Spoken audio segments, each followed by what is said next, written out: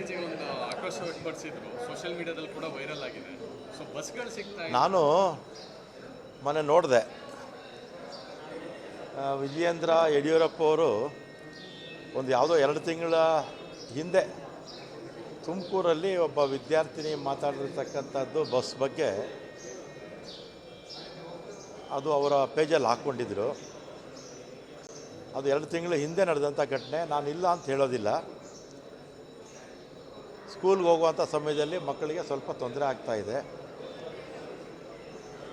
ಸಾಧ್ಯವಾದಷ್ಟು ನಮ್ಮಲ್ಲಿರ್ತಕ್ಕಂಥ ಬಸ್ಸಸ್ನ ಎಲ್ಲ ಹಾಕಿ ಶಾಲಾ ಮಕ್ಕಳಿಗೆ ತೊಂದರೆ ಆಗದ ರೀತಿ ಮತ್ತು ಬೇರೆ ಸಾರ್ವಜನಿಕರಿಗೂ ಕೂಡ ತೊಂದರೆ ಆಗದ ರೀತಿ ಮಾಡ್ತಾಯಿದ್ದೀವಿ. ಇದಕ್ಕೆಲ್ಲ ಪರಿಹಾರ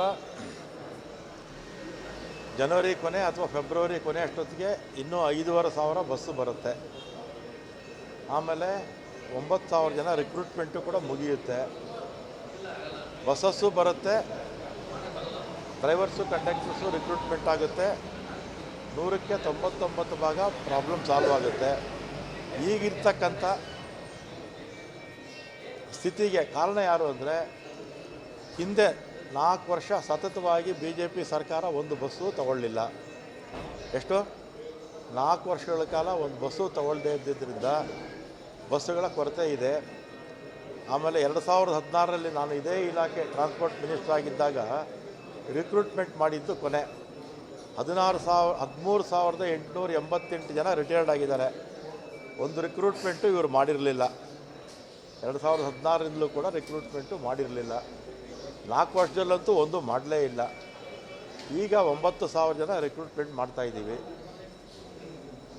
ಅವರ ಆಡಳಿತದ ತಪ್ಪುಗಳಿಂದ ಇವತ್ತು ಜನಕ್ಕೆ ಅದರಲ್ಲಿ ಸ್ವಲ್ಪ ಮಕ್ಕಳಿಗೆ ತೊಂದರೆ ಆಗ್ತಾಯಿದೆ. ನಾನು ಮೊನ್ನೆ ವಿಧಾನಸಭೆಯಲ್ಲೂ ಉತ್ತರ ಕೊಟ್ಟಿದ್ದೀನಿ. ಜನವರಿ ಕೊನೆ ಫೆಬ್ರವರಿ ಅಷ್ಟೊತ್ತಿಗೆ ಎಲ್ಲ ಸಮಸ್ಯೆಗಳು ಕೂಡ ಪರಿಹಾರ ಸಿಗುತ್ತೆ. ಶಕ್ತಿ ಕಾರ್ಯಕ್ರಮದಿಂದ ಸ್ವಲ್ಪ ಜನ ಹೆಚ್ಚಾಗಿ ಓಡಾಡ್ತಿರೋದ್ರಿಂದ ಸ್ವಲ್ಪ ತೊಂದರೆ ಆಗಿದೆ. ಇದಕ್ಕೆ ಸಂಪೂರ್ಣವಾಗಿ ಈ ಸಮಸ್ಯೆಗಳು ಪರಿಹಾರಕ್ಕೆ ಇನ್ನೊಂದು 2 ತಿಂಗಳಲ್ಲಿ ಸಿಗುತ್ತೆ.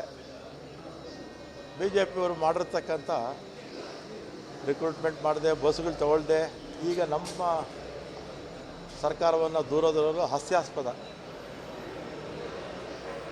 ಅದನ್ನು ಅವ್ರು ಅರ್ಥ ಮಾಡ್ಕೋಬೇಕು. ವಿರೋಧ ಪಕ್ಷದಲ್ಲಿರ್ತಕ್ಕಂಥವ್ರು ಅವರ ಆಡಳಿತದ ವೈಫಲ್ಯಗಳು ಹಿಂದೆ ಏನೇನು ಮಾಡಿದ್ರು ಅನ್ನೋದನ್ನು ಅವರು ಸ್ವಲ್ಪ ಹಿಂದೆ ಹೋಗಿ ನೋಡಿದ್ರೆ ಗೊತ್ತಾಗುತ್ತೆ ಅಷ್ಟೇ. ಅನುಕ್ಷಣದ ಸುದ್ದಿಗಳಿಗಾಗಿ ವಿಸ್ತಾರ ಯೂಟ್ಯೂಬ್ ಚಾನೆಲ್ ಸಬ್ಸ್ಕ್ರೈಬ್ ಮಾಡಿ, ಬೆಲ್ ಐಕಾನ್ ಕ್ಲಿಕ್ ಮಾಡಿ. ಸುದ್ದಿಗಳ ಅಪ್ಡೇಟ್ಸ್ಗಾಗಿ ವಿಸ್ತಾರ ಆ್ಯಪ್ ಡೌನ್ಲೋಡ್ ಮಾಡಿ.